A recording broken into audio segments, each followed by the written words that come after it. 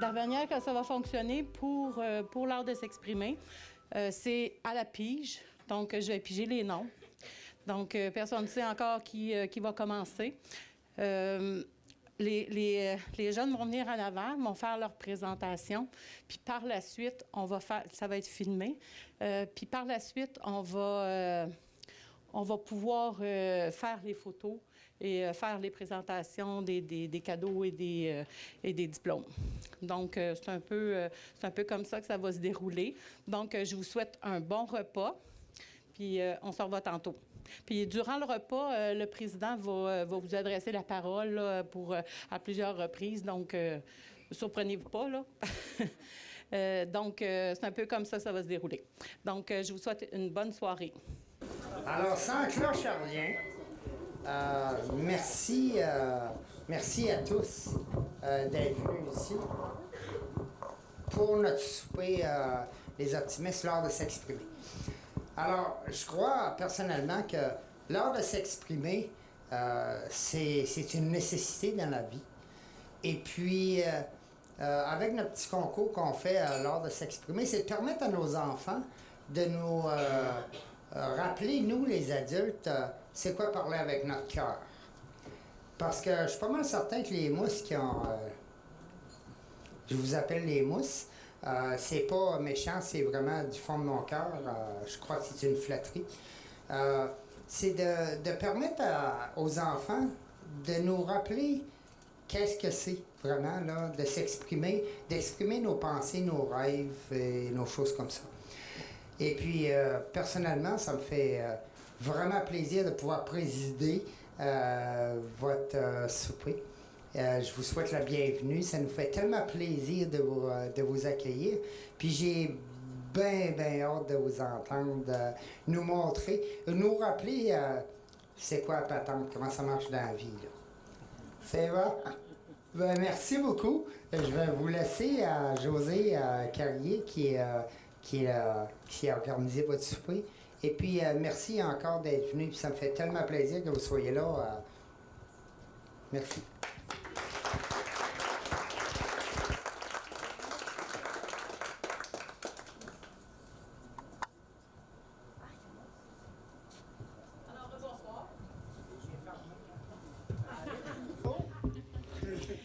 Bon, rebonsoir. Alors, bienvenue à tous. Ce soir, c'est notre soirée L'art de s'exprimer qui fera rayonner nos jeunes.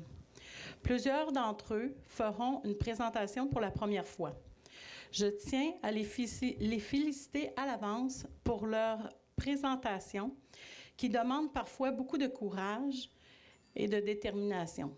On sait que ce n'est pas toujours facile de venir en avant, là, surtout qu'on se fait filmer aujourd'hui. Donc, félicitations à l'avance. Le but de cette activité est de pratiquer les jeunes à s'exprimer en public. Alors, offrons-leur notre écoute et notre silence.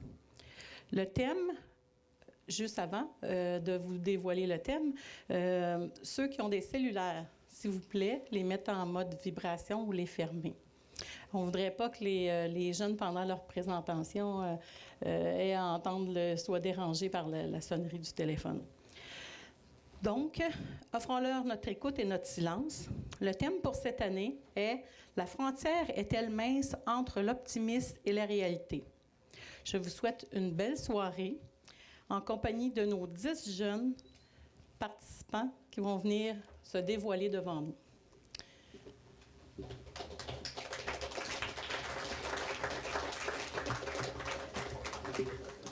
Alors, comme je vous l'ai dit, ça se fait à la pige. Donc, c'est pas préparé à l'avance, là. J'ai pas choisi un nom. Donc, le premier participant, Émile Lapierre.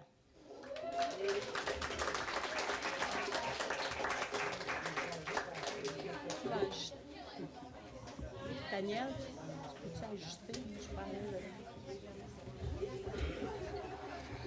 Bon.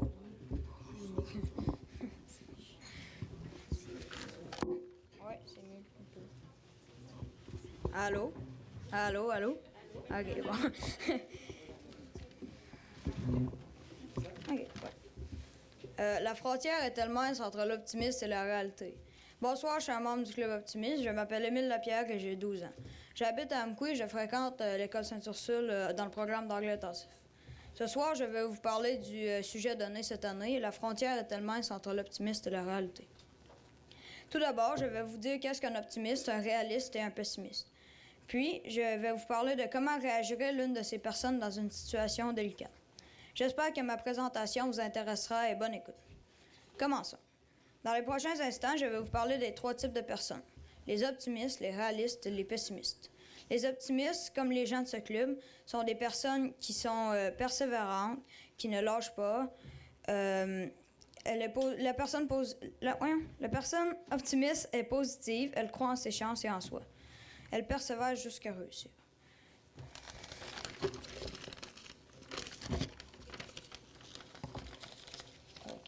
Il y a des désavantages à tout, même à l'optimisme. Si une personne optimiste échoue, elle sera peut-être... Si une personne optimiste est trop confiante à réussir quelque chose et qu'elle échoue, elle sera peut-être déçue et elle tombera dans la pensée plus négative. Parlons des réalistes. Une personne réaliste va voir le bon et le mauvais côté des choses. Un réaliste peut être un peu plus optimiste ou un peu plus pessimiste, ça dépend des gens. Le réaliste va toujours percevoir les 2 options de la vie avant de faire un choix. Si un réaliste échoue, il va se dire « j'ai échoué, mais ce n'est pas grave, au moins j'aurais essayé et je ne vais pas reprendre en évitant... Je vais me reprendre en évitant... Je vais me reprendre en évitant les mêmes erreurs. » Merci. Maintenant, parlons des pessimistes. Un pessimiste n'aura pas confiance en soi, ne percevra pas, au moindre échec, il va se dénigrer, il va voir le mauvais côté des choses. Pourquoi ne pas rester optimiste? Maintenant, parlons du comportement de chacune de ces personnes dans une situation délicate. Mettons-nous en contexte. Il est 8h45, vous êtes à Montréal, dans le trafic, et vous avez un entretien d'embauche à 9h. Un optimiste va dire « je vais arriver à temps, je suis quasiment arrivé, plus que 10 minutes ». Il va se dire qu'il va y arriver. Le réaliste va dire je ne serai peut-être pas à l'heure, mais je vais essayer. Je serai sûrement en retard, mais au moins je répète du plus vite que je peux. Il percevra réellement les choses. Le pessimiste, quant à lui, va dire je ne serai jamais embauché, je n'y arriverai à temps, je n'y arriverai jamais à temps, je vais être en retard, c'est sûr. Il se dit qu'il n'y arrivera pas. Pour finir, je crois que la frontière entre l'optimiste et la réalité est très mince, tout comme la frontière entre le pessimiste et la réalité, entre l'optimiste et le pessimiste, mais celle-ci est un peu plus large. Je crois aussi qu'il faut ces 3 types de personnes pour que le monde tourne et aille bien. J'espère que vous avez aimé mon texte et un peu de mon articulation bizarre. Et merci de votre écoute. N'oubliez pas, soyez optimistes, mais pas trop.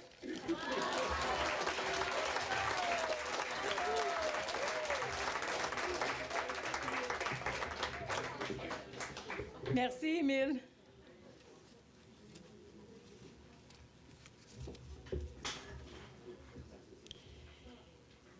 Ça va être maintenant le tour de Maude Émilie Bouliane.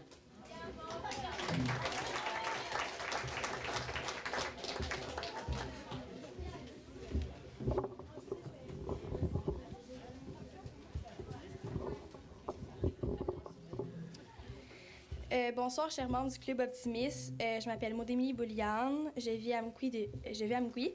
Depuis mes 5 ans, j'allais à l'école Caron. Cependant, l'année dernière, j'ai décidé de poser ma candidature en anglais intensif. Alors, me voilà à Sainte-Ursule.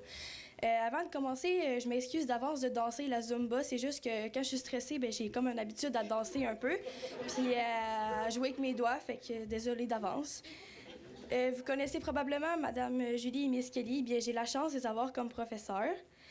Sur cette brève présentation, laissez-moi vous partager mon opinion et quelques faits marquants à propos du sujet proposé.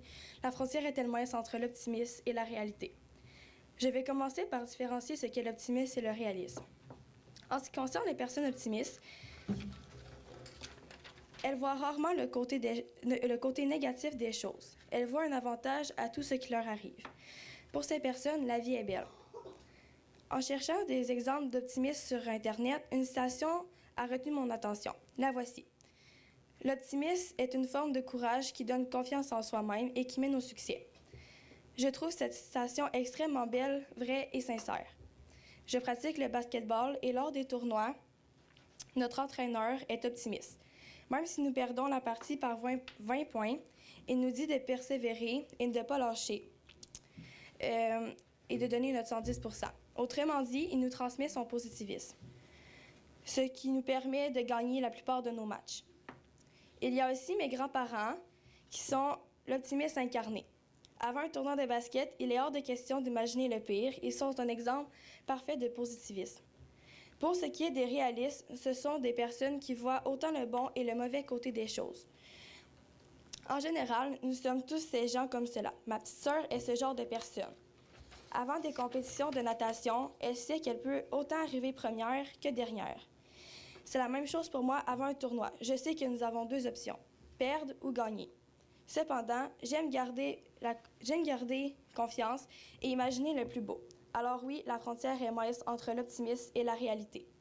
Je pense cela car nous pouvons très bien être optimistes et voir la réalité. Je suis certaine que même Socrate, Platon et Aristote ont déjà dû faire face à la réalité. Par exemple, si un proche est gravement malade et que vous êtes certain qu'il va s'en sortir sans avoir pensé au pire, alors si ce proche décède, ça sera un choc car vous n'étiez pas prêt à cette éventualité.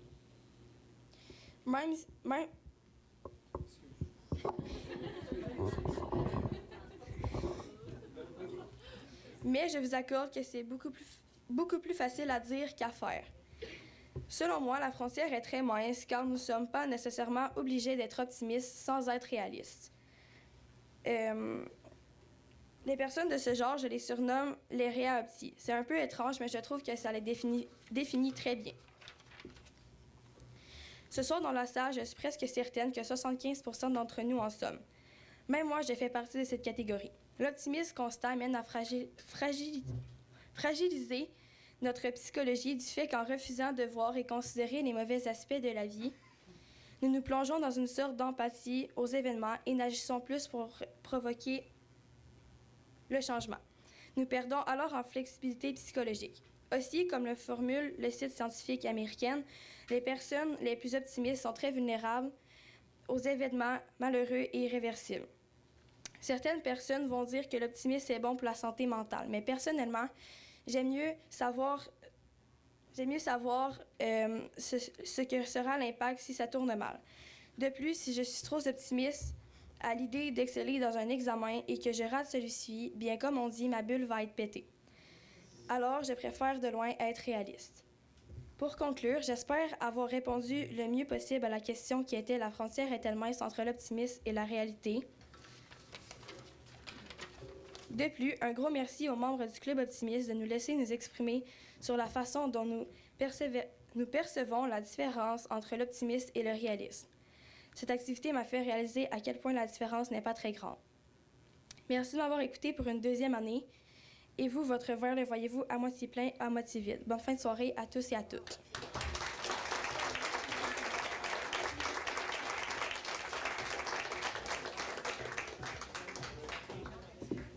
Merci, Maud Émilie.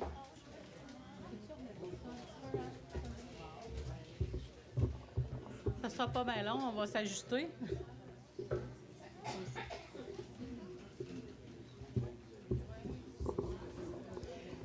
Je vais mettre une petite affaire plus bas pour qu'on puisse capter la pelouse. Pas si pire. Bon, on continue. On va essayer que le micro s'en a pas.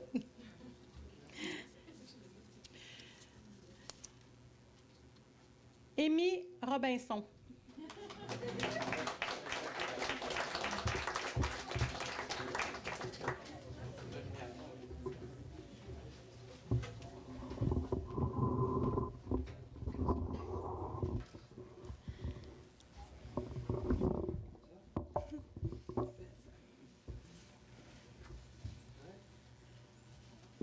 Bonjour, je me nomme Amy Robinson et j'ai 11 ans. Je suis en 5e année et mon enseignante est Mme Geneviève Chiasson. Je suis étudiante à l'école Saint-Ursule à Amqui. Selon moi, la frontière entre l'optimisme et la réalité n'est pas vaste. Donc, maintenant, Je vais vous parler des raisons qui appuient mon avis. Les personnes optimistes sont des personnes confiantes dans l'avenir et elles prétendent que tout est pour le mieux. L'optimisme est aussi une attitude positive qui cherche le bon côté des choses. Et les personnes l'utilisent souvent à un moment difficile de la réalité. Dans la réalité, il n'y a pas que des licornes et des arcs-en-ciel. Il y a aussi des orages et de la pluie. Mais c'est pour cela que l'optimisme est là. Pour trouver les côtés positifs des jours ensoleillés qui sont cachés par les nuages d'orage et de pluie mélancoliques. Autrement dit, l'optimisme nous montre les côtés positifs de certains moments qui peuvent nous décevoir, nous rendre tristes ou en colère. Mais c'est à ces moments-là que l'optimisme sert le plus, car on se rappelle des bons moments et on oublie les mauvais. Voici un exemple. Tu aperçois une compétition et cela t'attriste. Alors, tu décides de faire preuve d'optimisme.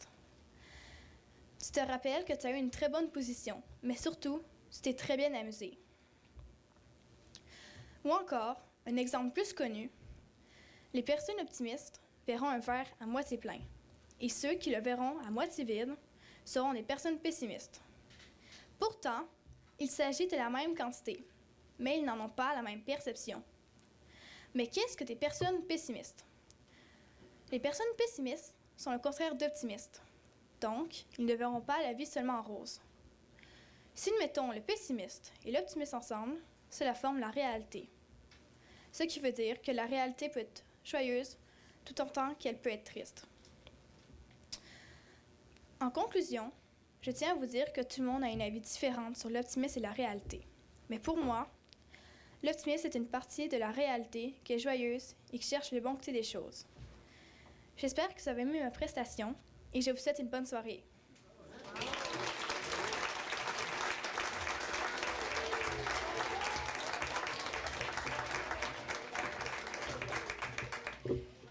Merci, Amy. Je suis désolée d'avoir massacré un petit peu ton autre ami.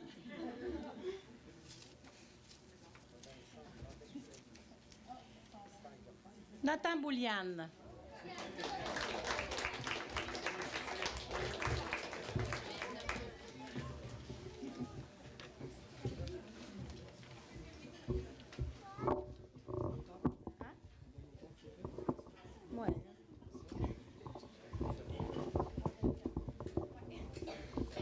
Ça va comme ça.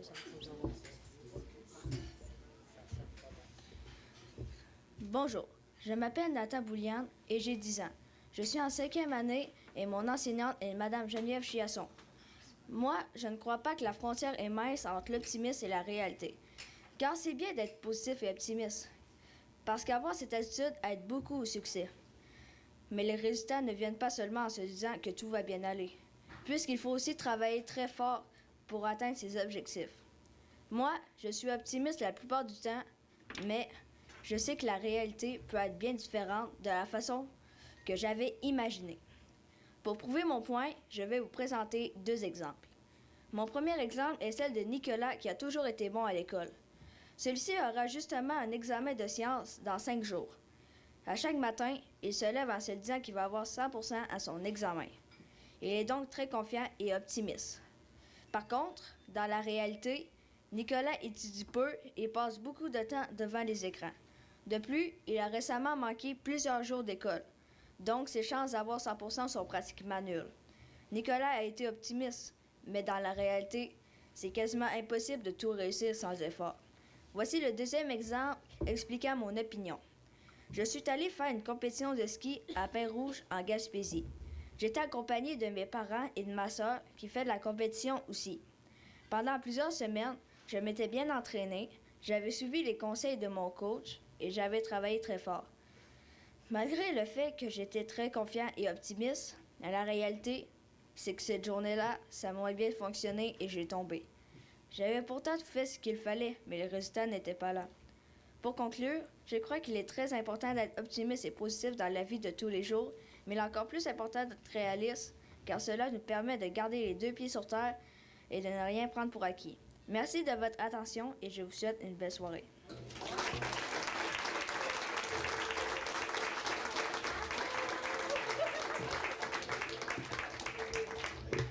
Bravo, Nathan. Alors, notre prochain participant ou participante? Lucas McNichol.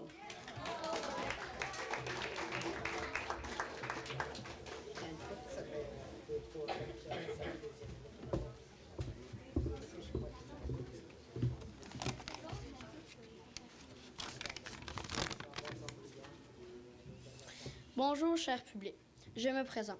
Lucas McNichol, j'ai 12 ans, je fréquente l'école Sainte-Ursule et je suis en 6e année anglais intensif. Dernièrement, j'ai eu à me questionner au sujet d'un énoncé très pertinent, soit la frontière est-elle mince entre l'optimisme et la réalité. Laissez-moi vous expliquer mon point de vue. Premièrement, pour moi, ma cousine est un très bon exemple d'optimisme. Elle a des problèmes au cœur et aux poumons depuis sa naissance. Elle est optimiste tout en combattant sa maladie. Elle se donne à fond et elle espère réussir à se sortir de cela au lieu de pleurer sur son sort en se disant désespérée. Elle est positive et dans tout ce qu'elle réalise. Son quotidien n'est pas si différent des autres, mis à part ses rendez-vous fréquents à l'hôpital. Lorsque nous parlons de cela, elle dit qu'elle veut s'en sortir et elle fait tous les efforts demandés pour y arriver. Après ses rendez-vous, elle garde le sourire. Une fois, elle s'est étouffée avec de la nourriture et est partie en ambulance. Après cet événement, comme elle est réaliste, elle savait que cela pouvait se reproduire. Malgré tout, elle demeure optimiste et garde espoir. Comme ça prend de tout dans la vie, les 3 types de personnes sont nécessaires. Il faut savoir que l'optimiste invente l'avion et le pessimiste invente le parachute. Pour moi, ma cousine inventerait assurément l'avion. Deuxièmement, j'ai réfléchi à cette citation.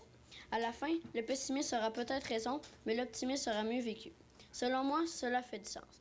Le pessimiste ne veut pas réussir car sa réussite sera son échec. Il dit avoir raison, il dit ne pas être capable sans même avoir essayé. Il voit seulement le mauvais côté des choses. Le pessimiste manque de confiance, de courage et de positivisme. Également, avec ce comportement, il peut influencer négativement son entourage. Pour ce qui est de l'optimisme, il croit en lui et veut réussir. Pour ma part, je suis un optimiste qui saisit sa chance. Dans mon sport favori, le hockey, je suis conscient que je ne jouerai jamais dans la Ligue nationale, mais je reste positif et je m'amuse. Lorsque l'on perd 4-0 et que le match n'est pas terminé, je continue de persévérer car tout n'est pas fini. En conclusion, tel que je vous l'ai démontré, la frontière est mince entre l'optimisme et la réalité. Ma cousine et les citations expliquées m'ont fait réfléchir. Et vous, êtes-vous optimiste, pessimiste ou réaliste? J'aimerais remercier le Club Optimiste pour cette belle soirée et bonne chance au prochain. Merci de m'avoir permis de m'exprimer.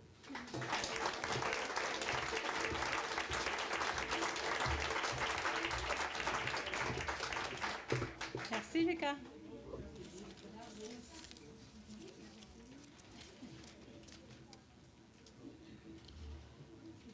Renaud Tremblay.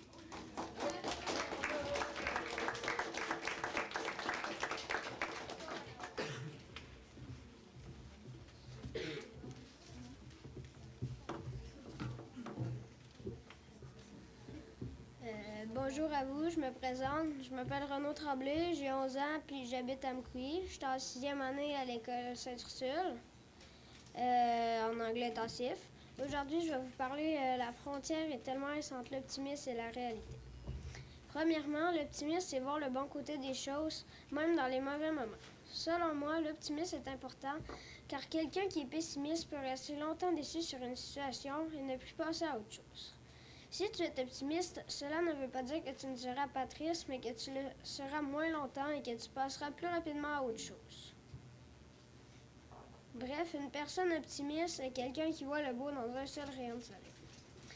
Deuxièmement, je trouve que la frontière entre l'optimisme et la réalité n'est pas si grande. Je la trouve plutôt mince. Même si tu es optimiste, tout ne va pas se passer comme tu le veux. Il faut garder les pieds sur terre et voir la réalité. On peut être optimiste dans plusieurs situations. Par exemple, tu as une mauvaise note et que tu te dis que la prochaine fois, tu feras mieux. Si les efforts ne sont pas là, jamais ta note ne remontera. Il faut d'abord que tu travailles pour ta réussite et ensuite, ton attitude positive feront en sorte que les efforts et ton attitude positive feront en sorte que ton succès sera assuré. Un excès de confiance peut te mener à la bêtise humaine. En conclusion, c'est bien d'être optimiste, mais il faut rester réaliste. Être pessimiste n'amène jamais le positif. Les gens réalistes ou optimistes sont aussi plus agréables à aborder. Vous, êtes-vous optimiste et pessimiste? Merci au Club d'optimistes pour cette belle soirée.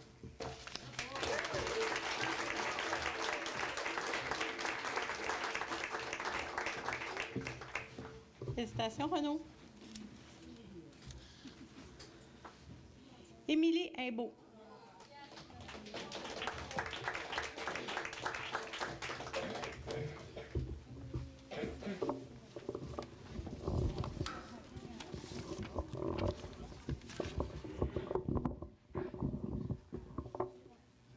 La frontière est-elle mince entre l'optimisme et la réalité? Bonjour, cher public. Je me présente. Je m'appelle Émilie Imbeau, j'ai 11 ans et j'habite à Amqui.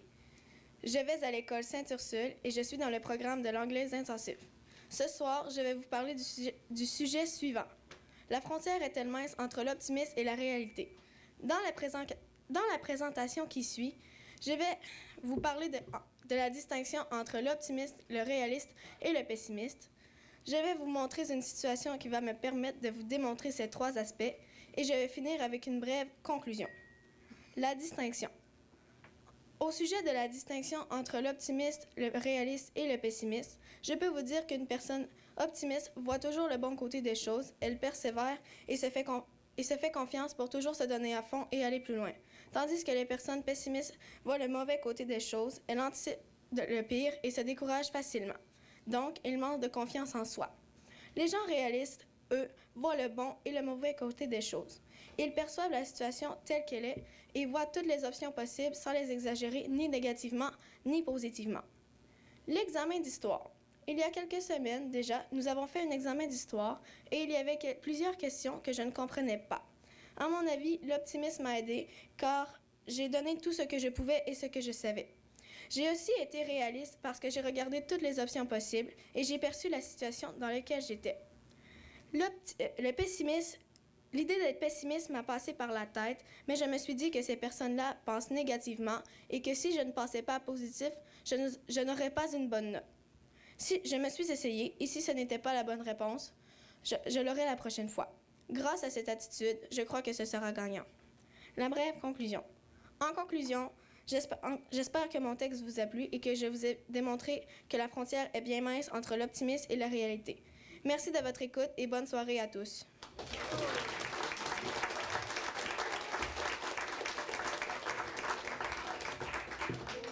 Bravo, Émilie.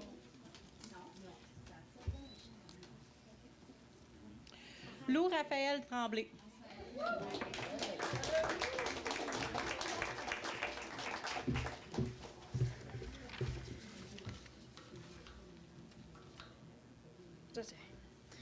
Bonjour tout le monde. Je m'appelle Lou-Raphaël Tremblay, j'ai 11 ans et je viens de Sainte-Sirène. Je suis un élève de l'école Sainte-Ursule depuis 3 ans et je suis en 6e année dans le programme de l'anglais intensif. Aujourd'hui, je vais vous parler du sujet « La frontière est mince entre l'optimisme et la réalité ». C'est ce que je vais tenter de vous démontrer dans la présentation suivante. Est-ce que je peux bouger mon micro? Oui. Parce que je vois rien. Premièrement, l'optimiste, c'est quelqu'un qui voit le bon côté des choses. Je crois que vous le savez déjà. L'optimiste rend souvent les gens plus heureux et plus persévérants. Cela entraîne aussi la confiance en soi et peut changer des situations pour le mieux. Souvent, les gens qui sont optimistes progressent plus rapidement dans la vie. Maintenant, je crois que je vous ai assez parlé des optimistes, alors maintenant, il est temps de vous parler du réalisme. Réaliste, c'est quelqu'un qui voit le bon et le mauvais côté des choses pour trouver de bonnes solutions. Moi, je préfère être réaliste car cela m'évite bien des mauvaises surprises. Cela m'évite de penser que tout va bien se passer alors que finalement non, ce qui peut être très décevant. L'avantage d'être réaliste est que cela permet de s'adapter à toutes les situations, même les pires. Maintenant, je vais vous donner des exemples de personnes optimistes et réalistes. Un exemple, Jeff étudie pour un examen de dernière minute et il se rend compte que finalement il a mal étudié. Une réaction optimiste serait « Je me souviens que j'ai bien étudié et je vais prendre mon temps et bien le faire. » Une réaction réaliste serait « Je vais faire mon possible et j'aurai les résultats donnés. » Mon deuxième exemple est Georgette travaille à une station de ski et c'est une journée gratuite pour un village. Elle se rend compte que finalement, il va y avoir beaucoup de monde. Une réaction réaliste serait « ça va être difficile, mais je n'ai qu'à bien faire mes calculs et tout ira bien ». Une réaction optimiste serait « tant mieux pour la station car elle fera des profits et je n'ai qu'à bien servir les gens et on aura une clientèle satisfaite ». Le troisième et dernier exemple, c'est la dernière journée de la semaine de relâche pour Sophie et elle retourne à l'école demain. Si Sophie est optimiste, elle sera heureuse de retrouver ses amis. Si elle est réaliste, elle saura que la première journée d'école sera plus difficile, mais sera contente de faire ses matières préférées lorsqu'elle retournera à l'école. Le but de ce texte était de décrire les réalistes et les optimistes à l'aide des exemples de Jeff, Georgette et Sophie. Selon moi, la frontière est vraiment mince entre l'optimisme et la réalité. Et vous, êtes-vous réaliste, optimiste ou un peu des deux? Merci de m'avoir écouté.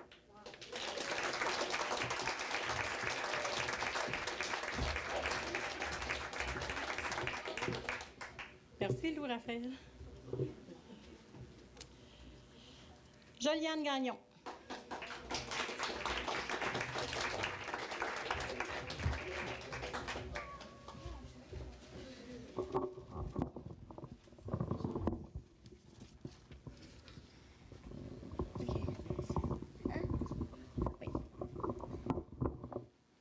Bonsoir tout le monde. Je vais me présenter. Je m'appelle Joliane Gagnon et j'ai 12 ans.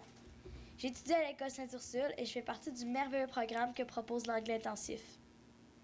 Le temps est venu de vous annoncer la raison pour laquelle je me tiens devant vous ce soir. Le sujet de cette année est « La frontière est-elle mince entre l'optimisme et la réalité ?» La réponse à cette question m'a paru banale la première fois que je l'ai entendue. Mais à bien y penser, cela m'a demandé un léger instant de réflexion. Tout d'abord, qu'est-ce que l'optimisme? Selon moi, l'optimisme est une forme de confiance sans se penser supérieur aux autres. Récemment, j'ai remarqué que la joie était contagieuse. Je voudrais vous parler d'une personne dans mon entourage qui est un vrai modèle pour moi. Ma sœur Jasmine atteint du trouble du spectre de l'autisme, plus communément appelé TSA.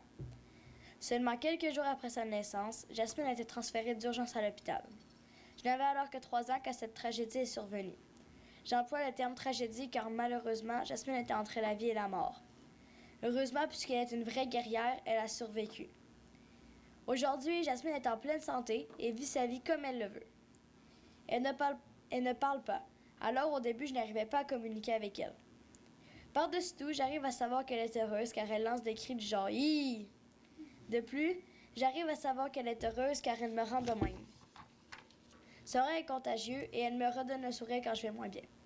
À la fin, le pessimiste aura peut-être raison, mais l'optimiste sera mieux vécu. Deuxièmement, la frontière est tellement entre l'optimisme et la réalité. Pour répondre à cela, j'ai dû me poser des questions. On retrouve principalement 3 types de personnalités communes. L'optimisme, le réalisme et le pessimiste. Je crois que vous avez compris qu'est-ce que l'optimisme. Le réaliste n'a pas la tête dans les nuages comme peut l'être parfois l'optimiste. Il a les 2 pieds sur terre et s'il se donne des objectifs, c'est parce qu'il sait qu'ils sont réalisables. Maintenant, le pessimiste. Comme exemple, on peut dire que l'optimiste invente l'avion et le pessimiste invente le parachute. Dans certaines circonstances, il peut être nécessaire d'être pessimiste, mais ne jamais laisser le négatif embarquer sur le positif est aussi très important. Pour répondre à la fameuse question, la frontière peut être mince si l'optimiste ne va pas à un niveau trop élevé. Un optimiste qui voit la vie en rose et qui se dit que tout va bien quand tout va mal, on peut dire que la frontière est large. Un réaliste peut avoir des ambitions ou des rêves. Il doit avoir des rêves, sinon la vie ne fera plus aucun sens. Vaut mieux être optimiste et se tromper qu'avoir raison, qu'être pessimiste et avoir raison. Pour conclure, je crois que l'optimisme est une très bonne qualité à posséder, mais il faut être capable de voir la réalité dans les imprévus de la vie. Bonne fin de soirée, chers membres du Club Optimiste, et à vous, cher public. Je vous remercie de m'avoir écouté. Et vous, êtes-vous plus optimiste, réaliste ou pessimiste? Réfléchissez-y bien, cela peut être plus difficile qu'on ne le croit.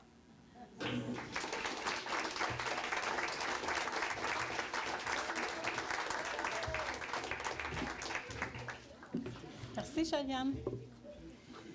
Alors, le dernier participant, François Chrétien.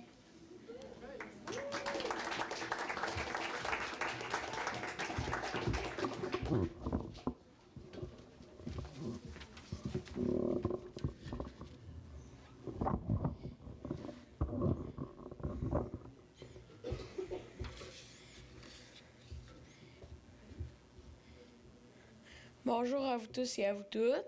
Je me présente, François Chrétien. J'ai 12 ans, j'habite à Amqui et je suis en anglais intensif à l'école Sainte-Ursule. Bon, pour répondre à votre question qui est la suivante, la frontière est-elle mince entre l'optimisme et la réalité? Selon moi, je trouve que la frontière est assez mince. Pour vous éclairer encore sur mon point de vue, j'ai développé les deux aspects suivants. Premier aspect. Premièrement, définissons les trois catégories de personnes. Les optimistes, les réalistes, qui représentent la réalité, et les pessimistes. L'optimiste voit toujours le bon côté des choses. Il croit en soi, persévère et vise toujours le 100%. Bref, il voit la vie en rose. Le réaliste, quant à lui, voit plutôt ce qui est le plus réaliste. Il voit le positif, mais n'ira pas au-delà du possible et n'imaginera pas le pire, mais pas le mieux non plus. Lui, il voit la vie comme elle est. Claire, si on veut. Pour ce qui est du pessimisme, il voit toujours le négatif. Il ne croit pas en soi et anticipe toujours le pire. Le pessimiste voit la vie plutôt en noir. Deuxièmement, question de vous éclairer encore plus sur mon point de vue, je vais vous donner deux situations qui peuvent arriver suivies de la réaction d'un optimiste, d'un réaliste et celle d'un pessimiste. Une personne se fait annoncer qu'elle est atteinte d'une maladie très grave et qu'elle va mourir dans environ 1 mois. La réaction d'un optimiste serait de se dire que ça va bien aller, qu'elle ne mourra pas si vite et va profiter du temps qu'il lui reste à vivre. Le réaliste va par ailleurs accepter l'idée de mourir bientôt. Mais, comme l'optimiste, il va profiter du temps qu'il lui reste à vivre. Le pessimiste, en revanche, n'acceptera pas du tout l'idée de mourir, va pleurer et ressentir des émotions négatives comme la peur, l'anxiété et la rage, la colère. Ce qui diminuera son temps de vie. Deuxième exemple, une personne reçoit une évaluation et remarque que sa note est assez basse, ce qui est contraire à son habitude. La réaction d'un optimiste serait de se dire que ce n'est pas grave, que ça ira mieux la prochaine fois et qu'il aura un meilleur résultat. La réaction d'un réaliste serait de se dire que c'est grave un peu, mais qu'il essaiera de se reprendre la prochaine fois. La réaction d'un pessimiste serait qu'il ne réussira jamais et se découragerait. Bref, le réaliste est un peu plus optimiste que pessimiste. Voilà, c'est déjà la fin de ma présentation. J'espère qu'elle vous a plu et qu'elle vous a fait mieux comprendre la frontière que je trouve assez mince entre l'optimisme et les réalités. L'optimiste se retrousse les manches. Le réaliste essaye de se les retrousser en gardant en tête la réussite et l'échec, et le pessimiste aura tendance à abandonner. Et vous, qu'en pensez-vous?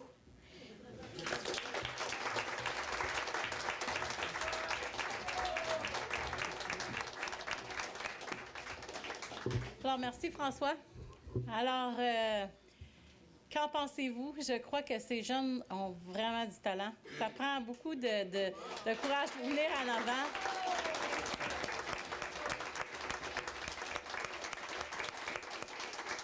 Je suis pas certaine, moi, que je l'aurais fait à cet âge-là. J'étais plutôt timide, je suis pas certaine. Je pense que vous êtes, je pense pas, vous êtes la nouvelle génération et je suis très fière de vous autres. Je pense que c'est un grand pas de venir en avant puis de se dévoiler, d'avoir fait cet exercice-là d'écriture et de venir le partager avec nous. Je vous invite à continuer à le faire. Il y a des concours. Il y a quelqu'un qui m'a posé la question tantôt, ça faisait combien de temps que ça existe, le concours? C'est au-delà d'une trentaine d'années. OK, que ça existe, le concours au Club Optimiste, dans les différents clubs. Il y a aussi d'autres concours qui sont rattachés, bien, pas rattachés, mais qui font partie des optimistes dont vous pourriez participer puis qui peut nous mener à des montants en argent qui peuvent être donnés. Là, je crois que c'est un concours qui est international, donc ça peut mener jusqu'à 20 quelques mille dollars, là. Donc, pour ceux qui se rendent jusqu'à la fin. Donc, si vous persévérez, c'est sûr que pour ces concours-là, c'est plus pour les secondaires. Mais c'est pour ça que je suis contente que vous commenciez déjà au primaire à vous exercer. Donc, ça va vous permettre au secondaire de participer à ces concours-là. Moi, j'ai passé une super belle soirée avec vous. Je suis très contente. Je vous invite, mais je voulais dire merci aux professeurs de faire cet exercice-là avec les jeunes. Ils font pas ça tout seuls, ils ont de l'aide, puis c'est important ce que vous faites. En tout cas, pour nous, on est très contents. Vous pourrez les applaudir même.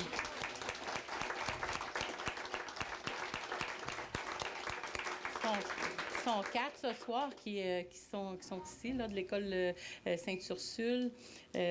Donc, cette année, c'est pas toutes les écoles qui ont participé, mais je suis très contente. Merci beaucoup d'être là, puis de continuer année après année à l'inclure dans votre programme. Maintenant, ça serait le temps. Le Club Optimiste offre ce soir les repas pour les professeurs et les enfants. On offre aussi, on a des certificats. J'ai invité chaque jeune à venir. Je vais vous nommer, là, à venir en avant. Puis, on a aussi des cartes cadeaux. De la boutique Check Ça. Habituellement, on a des livres qu'on donne. Cette année, on a décidé de donner la carte cadeau, donc ils pourront aller choisir les livres qu'ils veulent directement là. Puis on est super contents de ça, que vous puissiez en profiter. Puis aussi, on offre à chaque classe participante un montant de 100 $. Oui.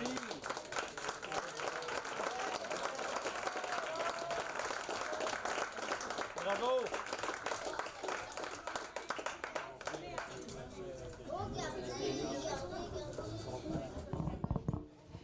Alors, quelle chance qu'on avait On va attendre un petit peu. Je suis désolée, on n'a pas fini. Maintenant, j'ai demandé au professeur de se présenter, qu'on lui remette le chèque. Donc, on a Julie Marcoux, Kelly Watchurch, puis Geneviève Chiasson. Puis, je suis désolée, Ah, c'est ça. Comment qu'une? Julie est partie. Ah, elle est partie. OK. Donc, Julie. Geneviève. Passer par ici pour avoir.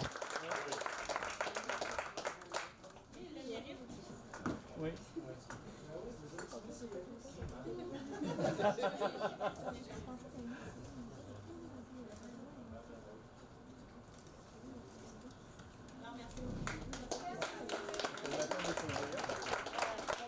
Bravo, bravo tout le monde.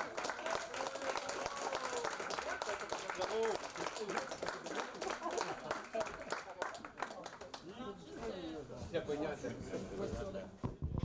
Alors, juste pour terminer, j'ai écouté les présentations, puis je me suis questionnée à savoir, je me positionnais où.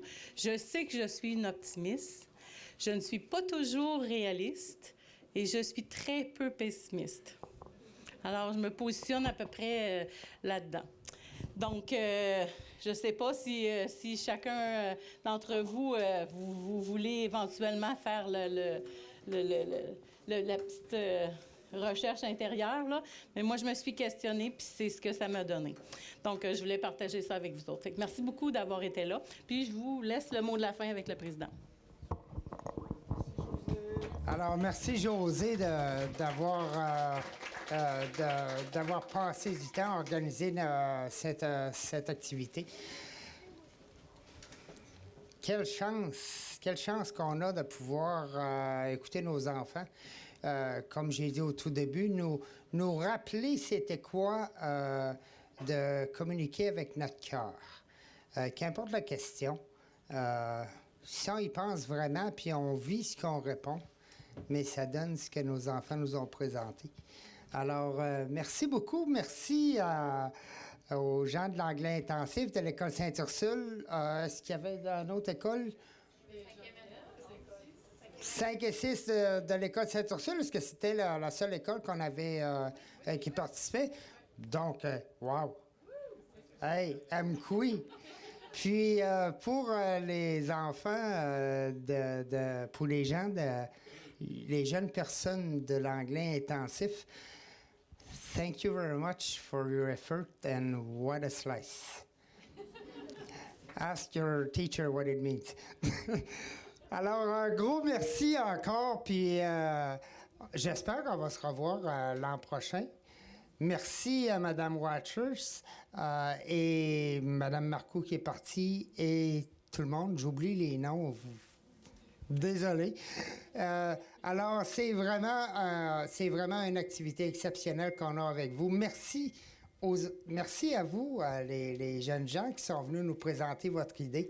C'est vraiment une gâterie pour nous de vous entendre. Merci beaucoup encore et bonne fin de soirée. Amusez-vous. Et puis, merci à notre caméraman qui se cache là.